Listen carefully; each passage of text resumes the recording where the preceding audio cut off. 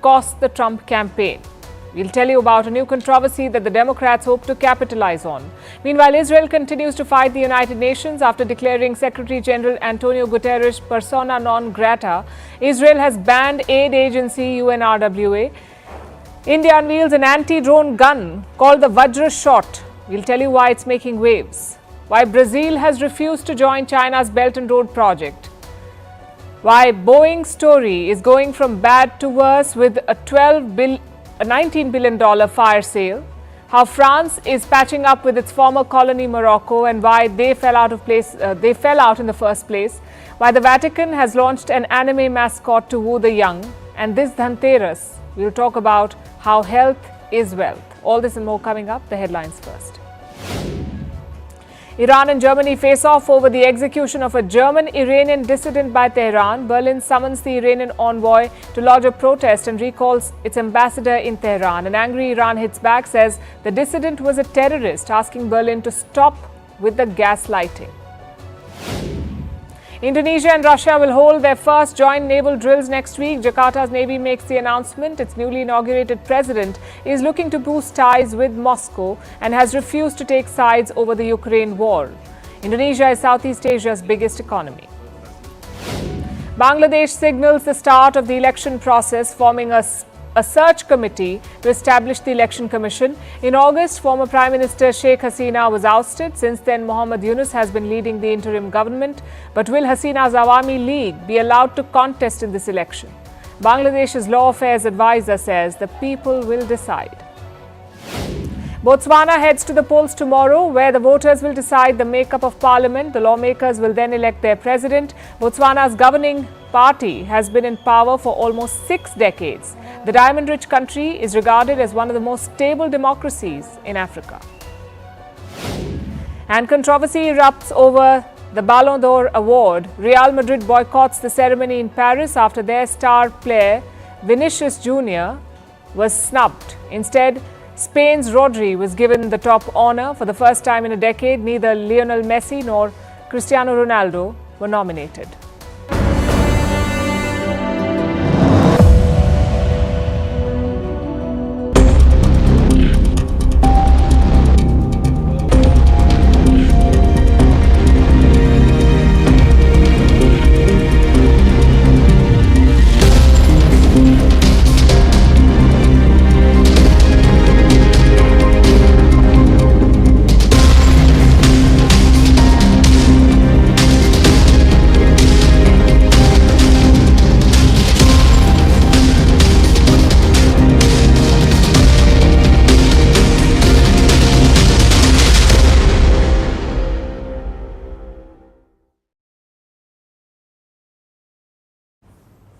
We are a week away from Election Day in the United States. As they say, it's the home stretch, the last chance to make your case. Kamala Harris will be speaking in Washington and Donald Trump is heading to Pennsylvania. But today, the focus is not on the candidates, it is on the ballots. Ballot boxes are being set on fire in the United States. 3 incidents have been reported, 2 of them in Portland and 1 in Vancouver. Not the Canadian city, there's a Vancouver in Washington too. All these cases had the same modus operandi. Someone stuck incendiary devices to the ballot boxes. They began smoking and eventually caught fire. And damages? In Portland, not much. Only 3 ballots were lost, but in Vancouver, hundreds were destroyed. Take a look.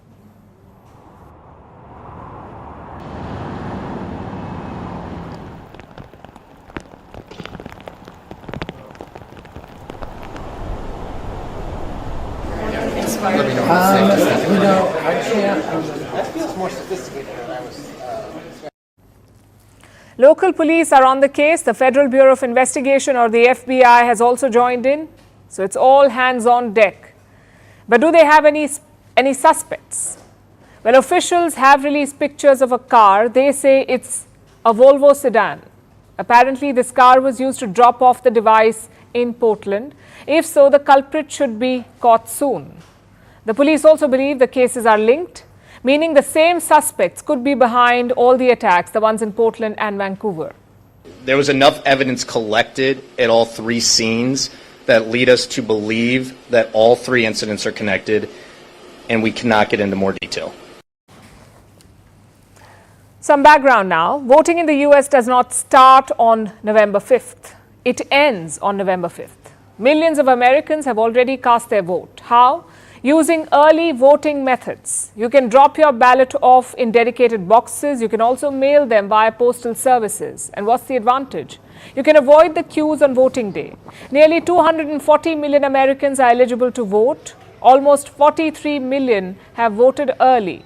Democrats hold a narrow edge in early voting, but Republicans are catching up, mostly thanks to Donald Trump. In the past, he had opposed early voting. He blamed it for his loss in 2020. But this time, Trump has made a U-turn. He has realized that a lot of voters prefer the comfort of voting early. So he's supporting it. It's common sense. Everyone knows mail-in ballots are a disaster. It'll be fixed. It'll be rigged. People ought to get smart. Early mail-in voting is underway now in Michigan, so if you want, go out and get that ballot, return it as soon as possible. Which brings us back to the ballot boxes. You will find them across US cities, not just for the presidential race, but also for congressional races, basically seats in the US Senate and House of Representatives. Now, Portland and Washington are Democrat strongholds, but Vancouver is different. Their congressional race is a toss-up. Only 1% differentiated the winner and loser the last time, so naturally there is concern. What are officials doing to address this? First, they're increasing security at ballot boxes. Second, they're verifying the destroyed ballots. Those voters will get a chance to vote again. As for the suspects, it's hard to say. Last week, a similar incident was reported in Arizona. A post box with 20 ballots was set on fire. It wasn't a political act, though. It was simply vandalism. The man was homeless, so he wanted shelter in jail. I know, only in America. We have to see if these incidents are similar or whether there is some deeper conspiracy this time. But let's also look at the bigger picture. 1 week out, who's leading this race? Kamala Harris is polling at 48.1%. Donald Trump is at 46.6%. So Harris leads by 1.5 percentage points, which is within the margin of error. But that's not her biggest worry. After Biden dropped out, Harris enjoyed a surge of support. By August, she led Trump by 4 percentage points. That lead has now narrowed to 1.5%, so the trajectory will worry Harris. Plus, national numbers do not matter very often. You can get more votes, but you still can lose the election. Because the US has what they call an electoral college. Each state has a certain number of votes. If you win the state, you get all of their votes. In total, there are 538 electoral college votes. Whoever crosses the 270 mark wins the election. Now, most states are fixed in their loyalties, like California. It's always Democratic. Texas is always Republican. So the race really boils down to some swing states, 7 of them. They keep switching hands. Look at the numbers there in the swing states. Wisconsin is tied. In Nevada, Trump leads by 0.2%. In North Carolina, he leads by 1.3%. In Pennsylvania, he leads by 0.3%. In Michigan, Kamala Harris leads by 0.5%. In Georgia, Trump leads by 1.5%. And in Arizona, Trump again leads by 1.9%. This is the story from America's 7 swing states. What does it tell you? A, it's been a great comeback by Donald Trump. He was trailing in a lot of these states, but not only has he closed the gap, he is now leading narrowly. And B, it is still too close to call. Each of these states, each of these leads is within the margin of error, so the swing states are swinging hard.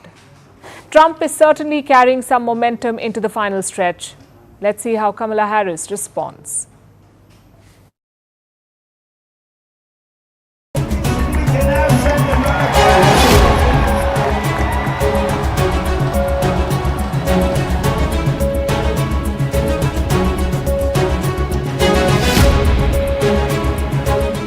As you can see,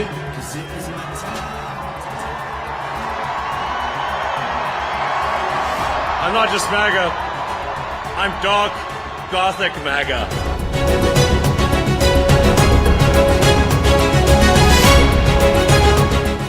Take over, Elijah. Take over.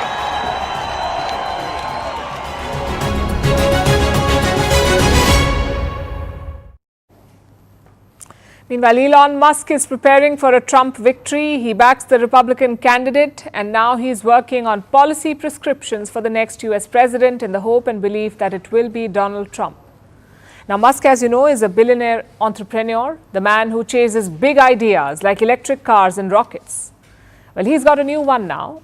Elon Musk wants to tackle America's debt problem. He says he has a plan. He can reduce America's expenses by $2 trillion. Listen to this.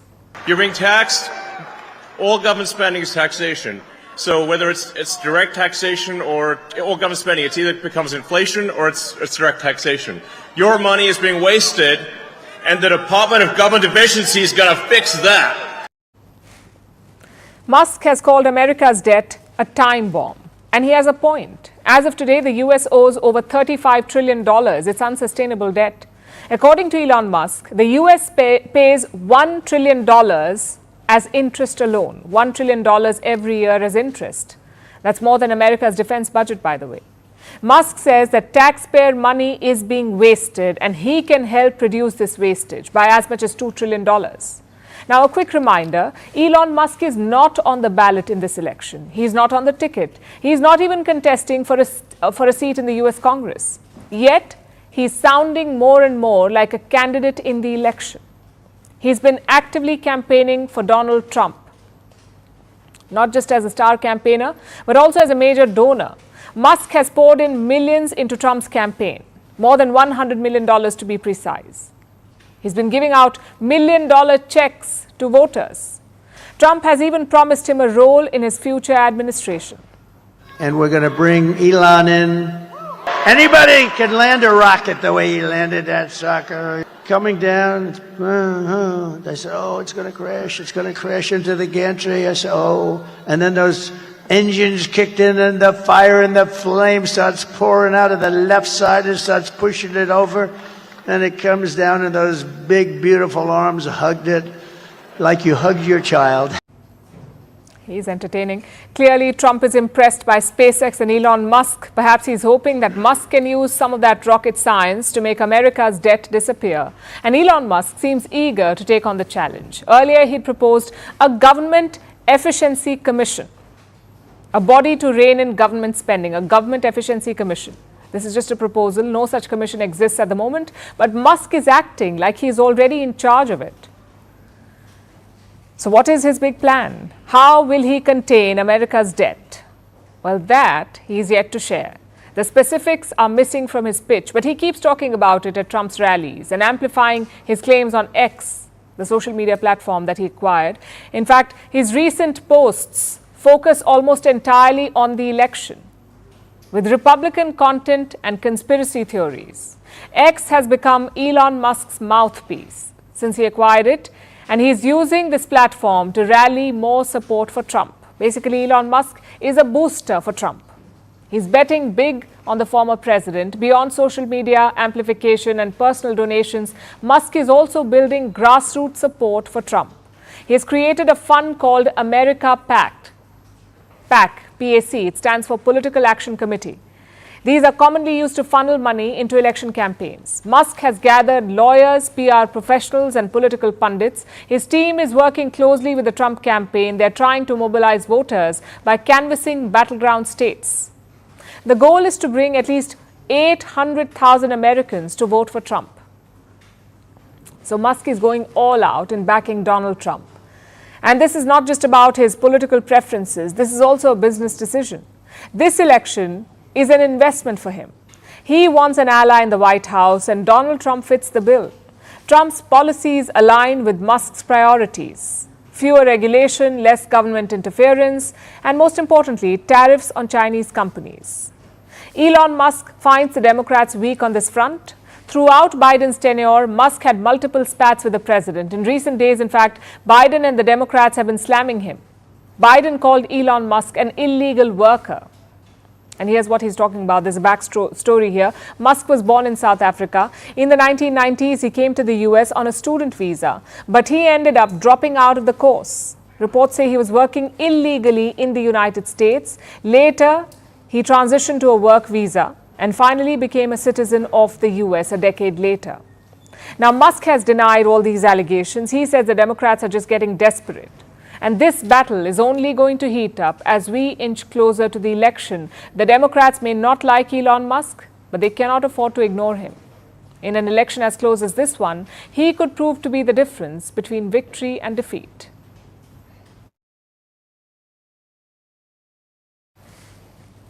Have you heard of the October surprise? It's usually a major news event or revelation. It happens in the month of October, right before the election in November. And this event has the potential to shape the polls, to influence the voters. It has the potential. Now, October surprises are not new. They've been a US election staple for decades now, but this October did not throw up anything major. We had the usual headlines here and there. We had the standard acrimony and drama, but nothing to sway the public in a big way. That may have changed this Sunday.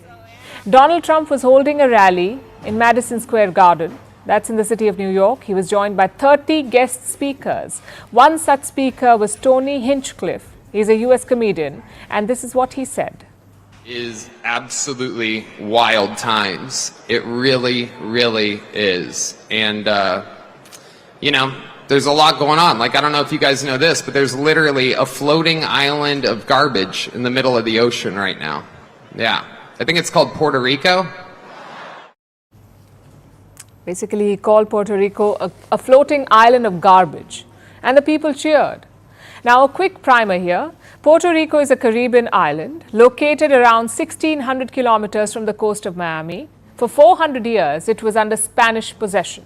But that changed in the late 1800s when the US acquired this island. It is still self-governed, but it's an unincorporated territory of America. Puerto Ricans are US citizens, a status they've enjoyed since 1917. They can travel freely between Puerto Rico and mainland America, the US mainland, which brings us back to the elections. Puerto Rico is not a US state. It does not have electoral college votes. Those who live on this island cannot vote in the election, but if they live in any of the other 50 states of America, they are eligible.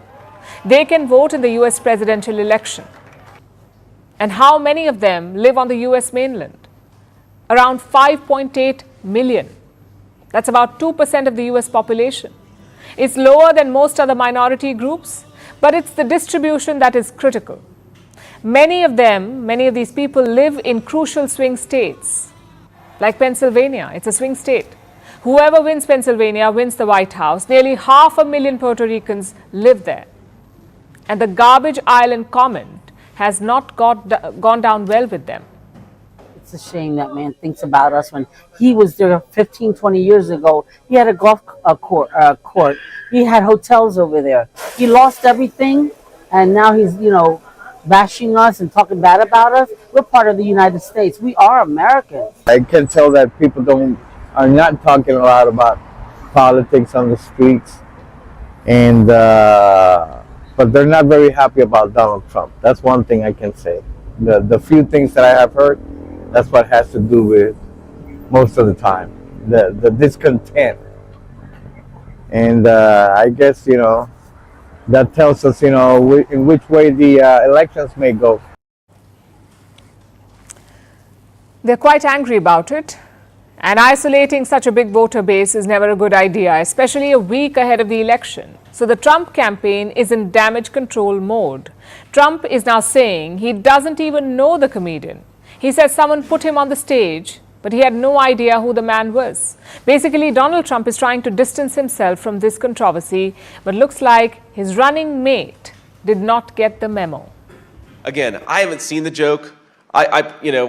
Maybe it's a stupid racist joke, as you said. Maybe it's not. I haven't seen it. I'm not going to comment on the specifics of the joke. But I think that we have to stop getting so offended at every little thing in the United States of America. I'm so over it. Can we all just take a chill pill and take a joke from time to time? This is ridiculous. J.D. Vance wants people to take a chill pill, but the Puerto Ricans do not seem so chill.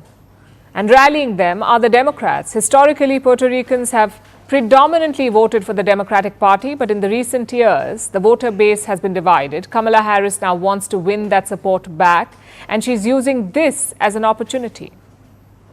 Donald Trump this is not new about him, by the way. What he did last night is not a discovery. It is just more of the same and maybe more vivid than usual. Donald Trump spends full time trying to have Americans point their finger at each other, fans the fuel of hate and division, and that's why people are exhausted with him.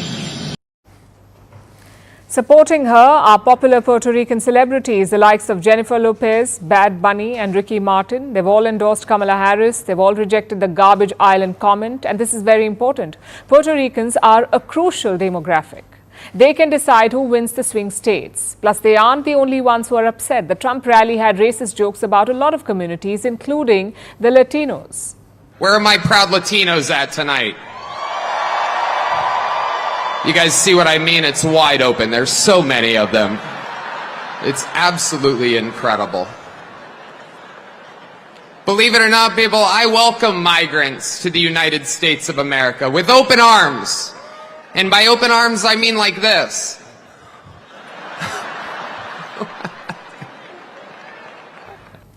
The Hispanics make up for 19% of the U.S. population. It's a very big voter base. Traditionally, they supported Democrats, but over the years, some have been moving to the Republican Party. Such comments could reverse the trend. At least the Democrats hope they will. Their numbers aren't looking so great. The race is getting closer than they'd anticipated. Any mistake can tip the scales. Will it be this October surprise then? Guess we'll know in a few days. And do make sure that you tune into First Post for all the election updates. Vantage will be coming to you live from Washington, D.C. starting next week. We'll be tracking the race from ground zero. Catch exclusive ground reports, in-depth analysis, and as always, an Indian perspective. Only on Vantage, live from the White House next Monday.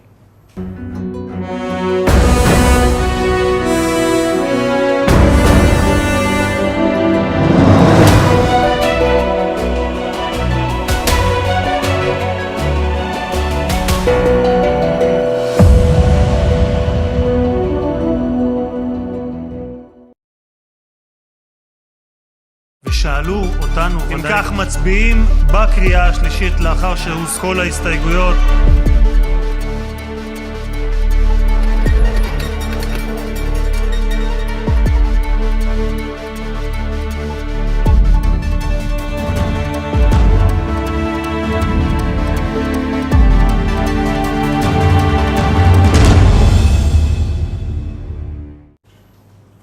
Now let's look at what's happening in West Asia. Israel has launched a new offensive, but not the usual kind. This time it is a legal assault. And the target is also a bit unusual. Israel has set its sights on the United Nations.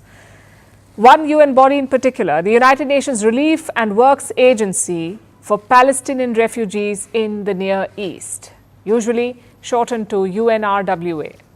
שאלו אותנו, ודאי גם אתם שאלתם את עצמכם, אם כך מצביעים על החוק בכללותו, כל ההסתייגויות, 92 בעד, 10 נגד. אני קובע כי הצעת החוק התקבלה בקריאה השלישית ותיכנס לספר החוקים. UNRWA is an organization that a terrorist organization has completely taken over it. This legislation is disconnecting the relationship between Israel and between this organization. They will not be able to facilitate their activities or their infrastructures or their headquarters in Israel. Israel has banned the UNRWA. It is no longer allowed to operate in the country. Israel has also passed a second law. It bans Israeli officials from having any contact with UNRWA employees.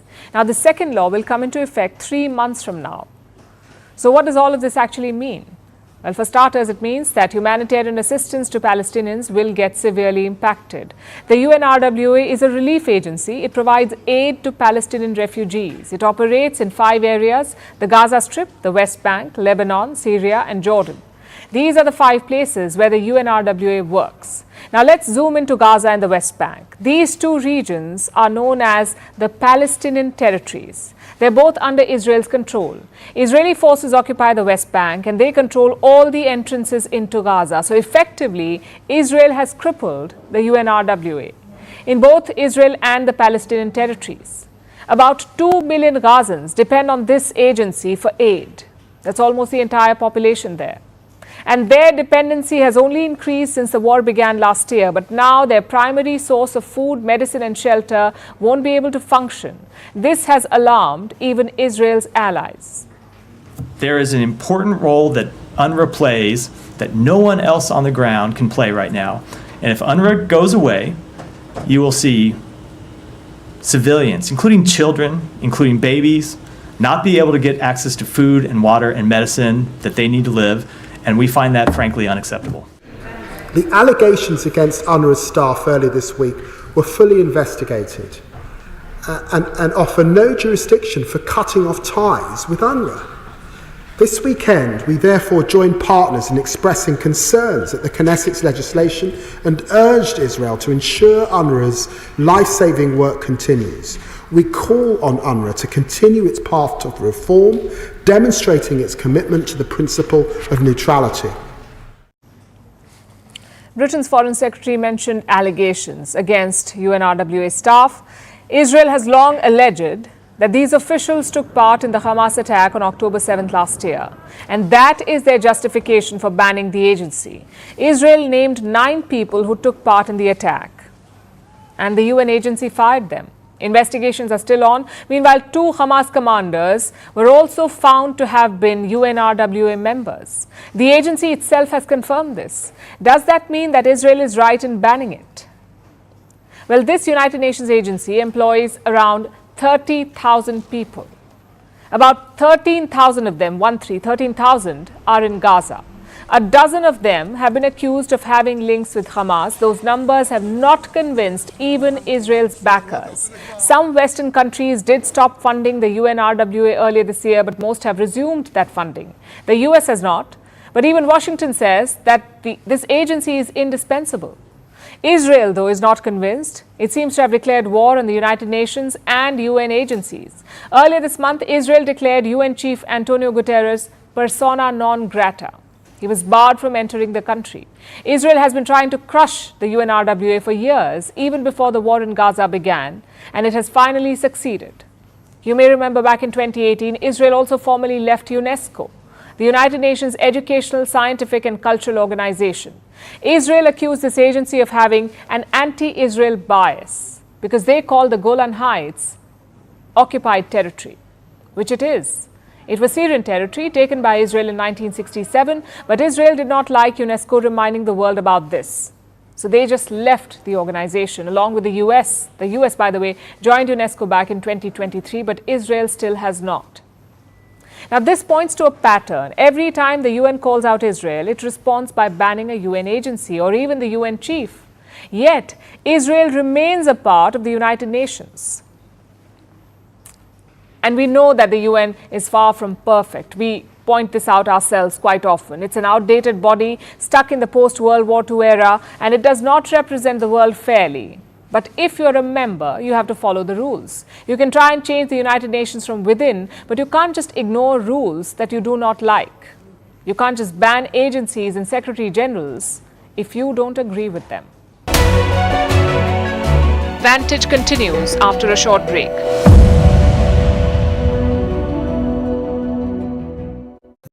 Three terrorists have been killed in the Akhnur encounter. If you recall, yesterday morning at about 7:25 a.m., Monday morning at about 7:25 a.m. at the Shiv Asan temple in the Sundarbani area of Akhnur, the first contact was made with these terrorists. Now, what we know so far is that these terrorists got in touch with some locals. There were some school-going students who first saw these terrorists allegedly entering the temple with their shoes on. These terrorists, when the locals objected to, these terrorists heckled them, shooed them away. They also asked these school-going students, as per locals, whether they carried a mobile phone or not. Their school bags were also searched, and when no mobile phone was found, they were shooed away. This is perfectly in line with what investigation in other terrorist cases has shown so far, that terrorists infiltrating from across Pakistan are no longer relying on their own mobile telephony. They are depending on locals, taking hotspot for internet services and then connecting their own satellite devices or their own mobile devices and apps that they use on these devices using the hotspot from the locals so that their location can't be tracked down. So this Akhnur group of 3 terrorists also asked the locals if they had a mobile phone, and when not finding it, they shooed them away. Now, yesterday itself, the White Knight Corps, which was heading this operation, it had eliminated 1 terrorist, and we had lost one of our K9 squad members. Phantom was martyred when he took one of the bullets fired from the terrorist side. N18G, they're the specialized force to carry out operations in enclosed spaces. We are told that these Akhnur terrorists are hid in a basement of a building which was inside the temple complex, and they continued to fire overnight. Initially, they believed the security forces, the 9 para special commando force, they and the NSG and the SOG of the Jammu and Kashmir police, they were all collaborating for this operation, and they believed that this will be a swift operation, but they did not want to take any chances or endanger any life there. Therefore, they waited overnight, waited till these terrorists exhausted their arms and ammunition, and this morning at about 7:25, 7:30, the second terrorist was also killed. The third one, the contact was made with the third terrorist, and subsequently he was also eliminated. White Knight Corps has put out an official word in which they have said that warlike store has been recovered. Now, this is also in line with what investigation has shown so far, that terrorists in these areas.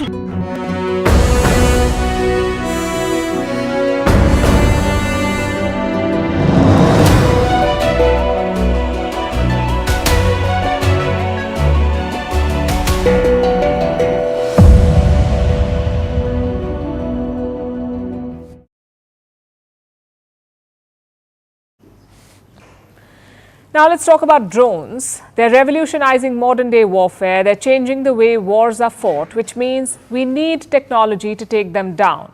One such piece of equipment is an anti-drone gun. It disrupts the signal between the drone and the operator, making the weapon useless. The world does have such guns, but most of them are big and unwieldy. So India is offering an alternative. India has unveiled a new gun called the Vajra shot. It weighs just about 3.5 kilograms. It has a bigger range than most anti-drone guns, and it's a made-in-India defense solution. More importantly, it's not our only one. India's defense exports have shot up to $2.6 billion this year. So who are the top buyers, and what does this trend mean for India? Our next report tells you. This is the Vajra shot. It's a handheld anti-drone gun. It weighs just 3.5 kilograms, and it's also portable. It has a simple LED display with a battery that lasts for 9 hours. So, what does this gun do? Well, the Vajra shot can detect drone signals, and then it can jam them. That way, communication between the drone and its operators is disrupted. It has a range of around 4 kilometers, but what's even more crucial is that the gun can adapt its output frequency. That way, it can neutralize a wide range of drones. The gun was designed by the Chennai-based Big Bang Boom Solutions. It's been deployed for the Indian Army and Air Force. It's already received orders of up to $25 million. That's around 210 crore rupees. Now, this isn't the first such anti-drone gun. The United States has its Drone Defender and Raytheon's Coyote UAV. Russia has a similar handheld system, the Rex-1 system. But both of these systems are bulkier. They offer soldiers less flexibility in the battlefield, which makes the Vajra shot unique. And guns like the Vajra shot have become crucial, especially in modern-day warfare. Drones have changed the ways wars are being fought. We've seen that in Ukraine. Between 2018 and 2023, states using drones have risen from 16 to 40. That's a 150% increase. That means that there's a need for anti-drone systems like the Vajra shot. Plus, it's a made-in-India defense solution. In 2023, India crossed some milestones in defense production.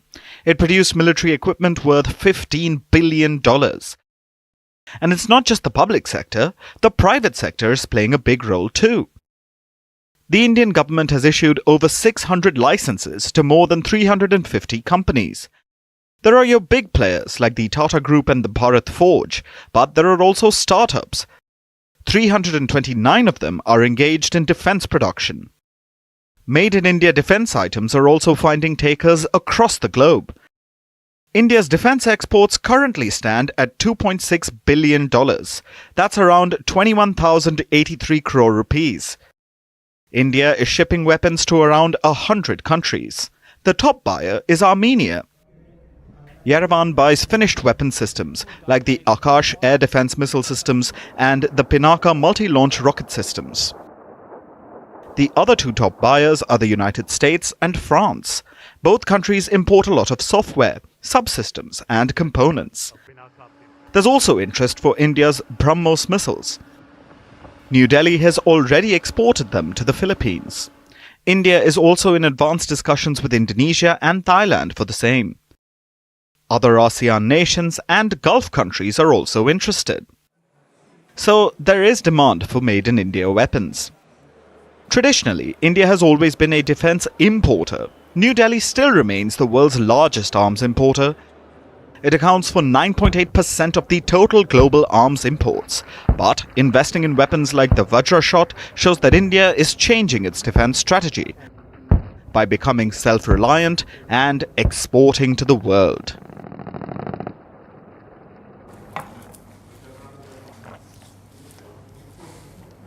Xi Jinping's grand project is on life support. I'm talking about the BRI, or the Belt and Road Initiative.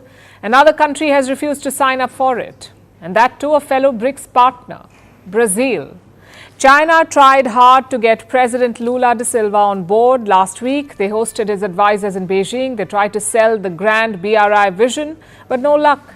Brazil wants to keep its options open. It is okay with Chinese investments, but not binding agreements like the BRI. Listen to the President Lula's advisor. The Chinese call it the Belt and Road, and they can give whatever names they want, but what matters is that there are projects that Brazil has defined as a priority, and that may or may not be accepted by Beijing. It is a big setback for China because Brazil would have been a great addition. The biggest economy in South America, a country of more than 200 million people, a fellow BRICS member, and located right in the middle of America's backyard. China had everything mapped out. President Xi Jinping is traveling to Brazil next month. Chances are the BRI would have been a big headline. Xi's big success in Brazil, that's what they thought. But now he will return empty-handed. It's quite a U-turn for Lula too. Earlier this year, he was open to the idea of joining BRI. Chinese state media was thrilled about it. They wrote puff pieces about Lula's visionary policy. So what changed? Well, mainly two things. One, he was under pressure from the US. Last week, Joe Biden's trade representative visited Brazil. Her name is Catherine Tai. She cautioned Lula against joining BRI. She said Brazil should weigh the risks of such a decision. Of course, China was not happy about it. They called her remarks disrespectful. Nonetheless, they worked. Secondly, the BRI is not what it used to be. It started off with a bang in the last decade. More than $1 trillion invested, dozens of projects completed. It seemed like everyone wanted to sign up. But slowly, the true picture emerged. Most of the BRI deals were mired in secrecy. The projects turned into corruption scandals and the loans became a burden. When countries failed to repay, Beijing took its pound of flesh, like the Hambantota port in Sri Lanka. So the initial excitement disappeared. And the numbers reflect that. 35% of the BRI projects ended in controversy, like corruption or labor violations. More than 200 projects led to unsustainable debt. Even China realizes this. Look at their lending to Africa. In 2022, China gave less than $2 billion to Africa, their lowest in 10 years. So clearly the BRI is not paying off. Plus, China's economy is struggling. To give loans abroad, you need a strong domestic base. China does not have that anymore. It is also no longer the fastest growing major economy. All of this would have influenced Lula's decision. A, he doesn't want to antagonize the US, and B, he doesn't see any major benefits from the BRI. In many ways, this vindicates India's position. New Delhi never joined the BRI. We have constantly questioned China's intentions, whether it's on saddling countries with debt or undermining their sovereignty or the feasibility of these projects. And looks like the world is catching up. Last year, Italy decided to leave the BRI. Italy was the only G7 member to join China's project, but they had nothing to show for it. I guess Brazil does not want to repeat that mistake. The question then is, where does that leave the Belt and Road? In a spot of bother. The project is not dead by any means. They still have hundreds of active investments and loans, but the momentum is gone. Brazil's entry could have rejuvenated the BRI, but their refusal will have the opposite effect. It will add to the gloom around it. And it's not like China can throw money at the problem because their economy cannot bankroll it anymore. Politically, it's also a setback to China's goals in Latin America. This region is seen as America's backyard. But China has been trying to make inroads here, and sometimes with success. China is the biggest trading partner for many South American nations like Brazil, Peru, and Chile. They've also invested heavily in the region. But Brazil's decision shows that there is a long way to go. The US writ may have weakened there, but it has not disappeared.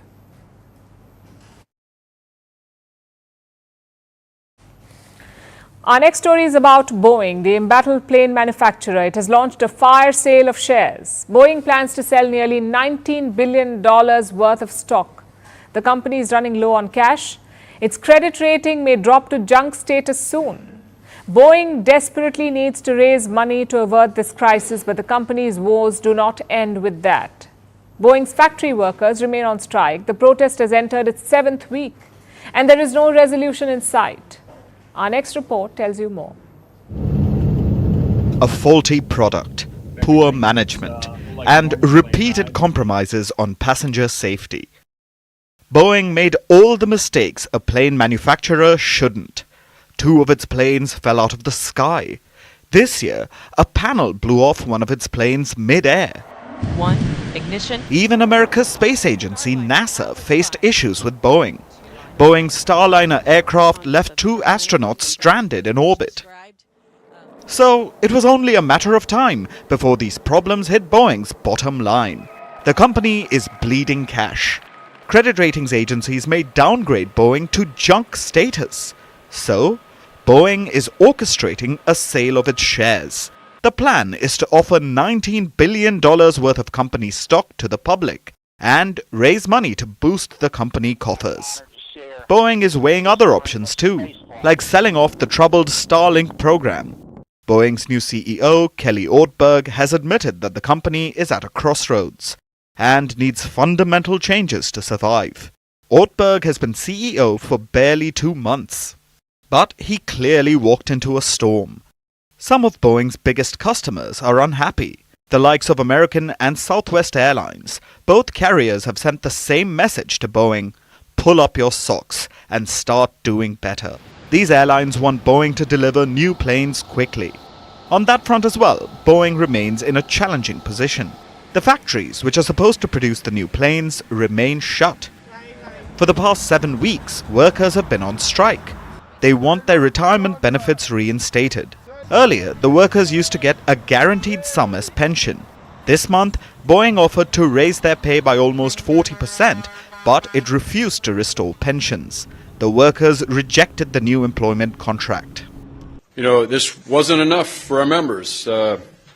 There is a big gap that we couldn't reach, especially when it's been 16 years since we've had a chance to bargain every area of our contract. And trying to make all that up in one is very hard to do, but our members deserve more. They've spoken loudly, and we're going to go back to the table to try to achieve those things. Negotiations have hit a deadlock. As long as the workers remain on strike, Boeing will continue losing money. In the last quarter alone, Boeing reported over $6 billion in losses. Its production lines are silent, no new planes are being built, and workers remain off the job. But Boeing's biggest challenge is the lack of trust from all sides. It must restore confidence among employees, customers, and stakeholders if it hopes to recover.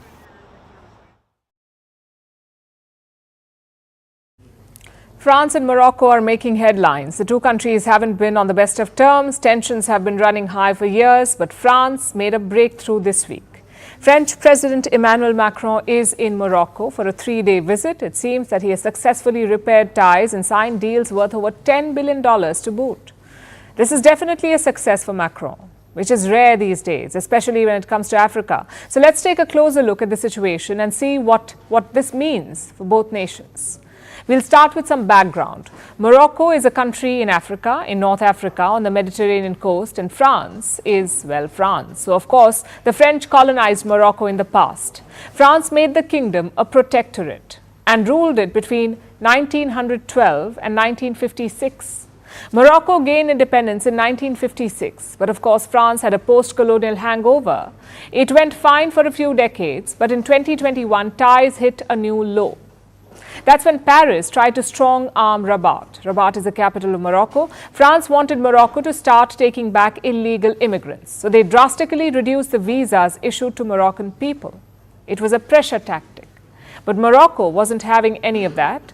The kingdom suspended consular relations with France. That was strike one. Strike two came later that same year. In 2021, there was a flare-up in the Western Sahara conflict. The Western Sahara region is disputed territory. Morocco controls about 70% of the region. The remaining 30% is controlled by an indigenous armed group. It is called the Polisario Front. This group is backed by Algeria, another North African nation, and another former colony of France.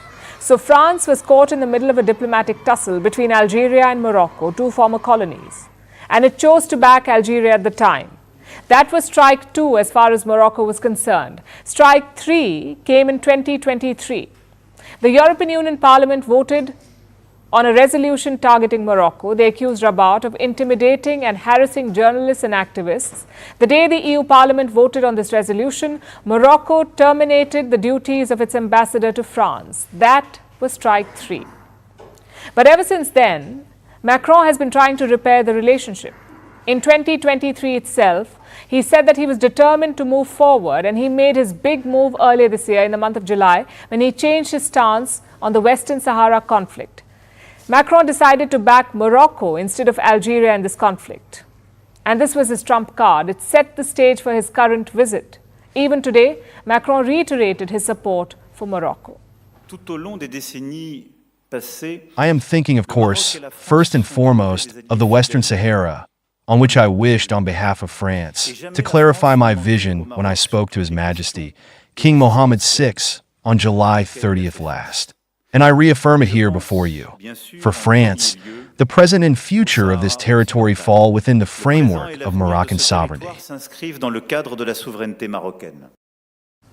The move has had its intended effect. Moroccan media is calling Macron's visit a warm reunion and a new honeymoon for the two countries. Those are the terms they used. Yesterday, Macron got the red carpet treatment when he arrived in Rabat. Morocco's King Mohammed IV greeted Macron in person at the airport, and then the two countries signed a host of lucrative deals, a total of 22 agreements worth about 10 billion euros, which is more than 10 billion US dollars. One of the deals that stands out is a railway agreement. Morocco will purchase 12 high-speed railway carriages from the French company Alstom. It has the option to buy 6 more in the future. France has also signed multiple renewable energy deals with Morocco, including one where Total Energies will produce green hydrogen in the country. These deals mark a major victory for Macron, especially in Africa. Over the years, France has been losing its influence on the continent. So this will be a welcome reset for Paris. But it's just the first step. France needs to do a lot more of it if it wants to rebuild its influence in Africa.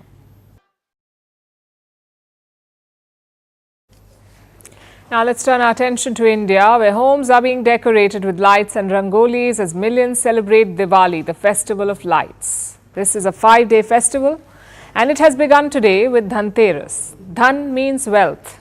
Dhanteras is a festival of prosperity and abundance, so it is considered auspicious for making purchases. If you're in India, you will find shops jammed with people who are buying gold, silver and other valuables. And while this is common practice, there is more to Dhanteras than just the pursuit of material wealth. You see, Dhanteras coincides with Dhanvantari Jayanti. According to Hindu mythology, Dhanvantari is the god of medicine, the god associated with Ayurveda. He represents healing and well-being. And today, on the occasion of Dhanvantari Jayanti, health is also celebrated as a form of true wealth. On this occasion, Prime Minister Modi extended his greetings, saying that a nation's progress accelerates when its citizens are healthier. And this is true, not just for India, but for any country. We already know that when a nation's economy improves, the health of its citizens improve. But it may be less obvious that the opposite is also true. And the logic is quite simple here. The healthier the citizens, the more effective the workforce. So healthy people create economic health. By how much? As much as 50%. The health of people affects a country's economic growth by 50%. This is according to the World Bank. So without health, there is literally no wealth, and not just on a global or national level, but also on a personal level. As time goes by, as people mature, they experience more life, at least in the philosophical sense, and their values evolve. The meaning we attach to wealth also changes with time. Research proves that as people grow in experience, the true meaning of wealth changes for them. They start associating true wealth with things that bring happiness. And what is true wealth then? Again, when researchers ask this, they're not really talking about money. This question is more about what truly gives you happiness. And the answer could be money. After all, money increases life satisfaction. But money is just a means to an end, a fulfilling life, which is manifested in many ways, like spending time in nature. For many, that is true wealth. Or having a strong community, asking for help and helping others, that is wealth. Prioritizing our relationships, eating well, taking care of our bodies, that is true wealth. These are unrelated things that bring us fulfillment in life. But do you know what unites them? Unsurprisingly, all of them improve our health. Be it taking walks in nature or helping others or having strong relationships, all of these are crucial for good health, which explains why being healthy gives people more happiness than doubling their salary, for instance. And while this is logical, with enough data to prove it, many of us do not do the obvious things that can make us healthy. Sometimes a shock to our system helps us notice all of this. For instance, after the pandemic, 66% of the world population is paying more attention to their health. 40% people are apparently managing their well-being better by saving money for a rainy day, eating well, and exercising regularly. But we don't need a crisis to prioritize our health. So this week, amid the festivities, let's recommit to healthy habits and make choices, financial and otherwise, life choices that help rather than hurt us. After all, care is investment. Without investment, there is no health, and without health, there is no wealth. Vantage continues after a short break.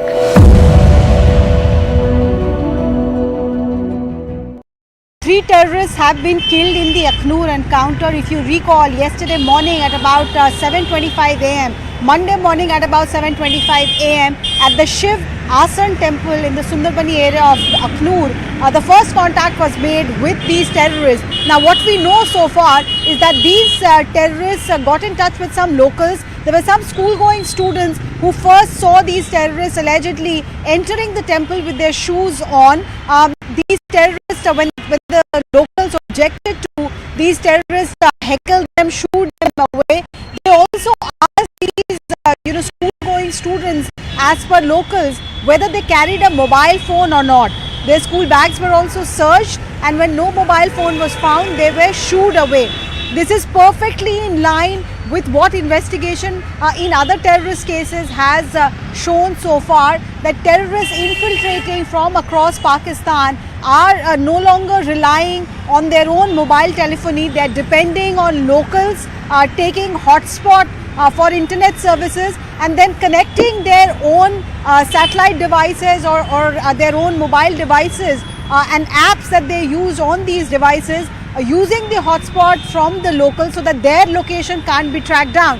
So this Akhnur group of 3 terrorists also asked the locals if they had a mobile phone, and when not finding it, they shoot them away. Now, yesterday itself, the White Knight Corps, which was heading this operation, it had eliminated one terrorist, and we lost one of our K9 squad members. Phantom was martyred when he took one of the bullets fired from the terrorist side.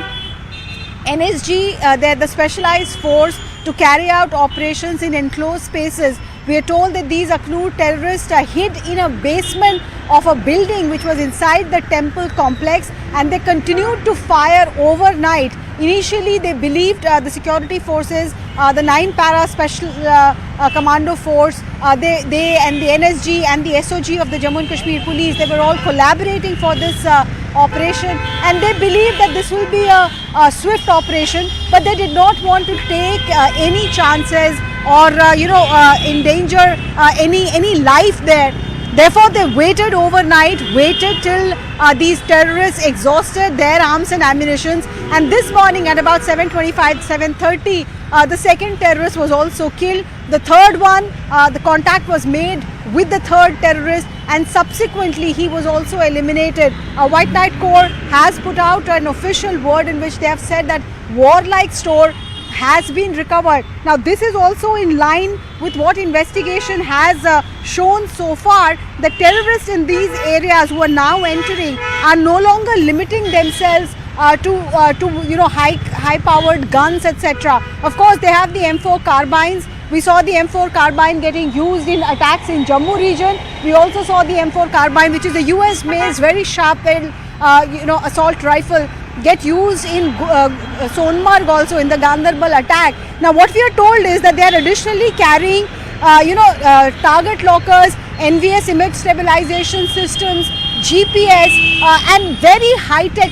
And this warlike store that White Knight Corps is confirming only adds to this view that this group has recently infiltrated from the Manavar Tavi river in that particular area, and they wanted to carry out a big attack against an army installation, but they were thwarted only after they fired on the army vehicle, including an ambulance. Now that these three have been killed, all recoveries made from them are being analyzed to understand whether there are more people part of their group. The intelligence input seems to suggest that at least 15 terrorists could...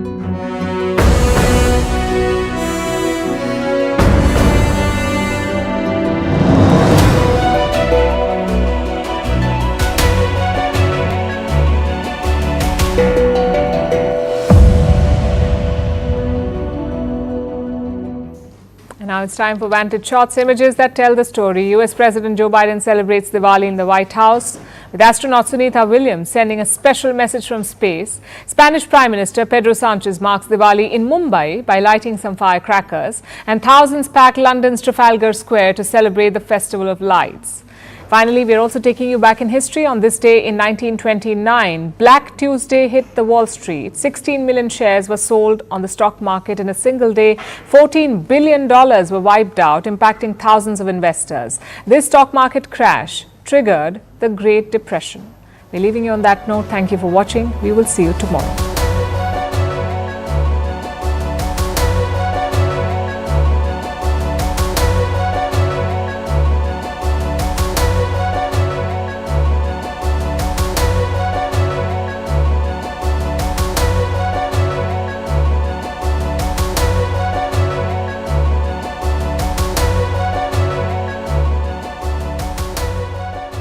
This year, I have the unique opportunity to celebrate Diwali from 260 miles above the Earth on the ISS.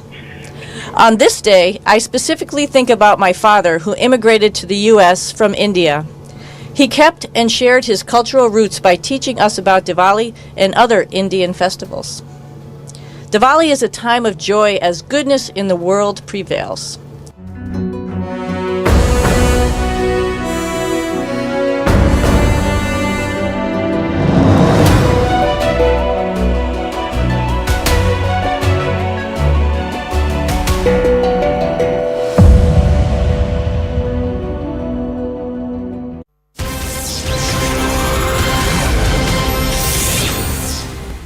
Hello and welcome to the Late Night Edition with me, Ayushman Singh Jamwal. Big breaking news coming in at the top of the bulletin, where the Karnataka government has sought a report from the BBMP and has vowed legal action after trees were felled at the Pina plantation in Bengaluru by the production team of the Kannada film Toxic, starring Yash. Now, Ishwar Khandre, the Karnataka Forest Minister, has said that trees were felled on Forest Department land, which was given for rent for film shooting, calling the move completely illegal. Listen in.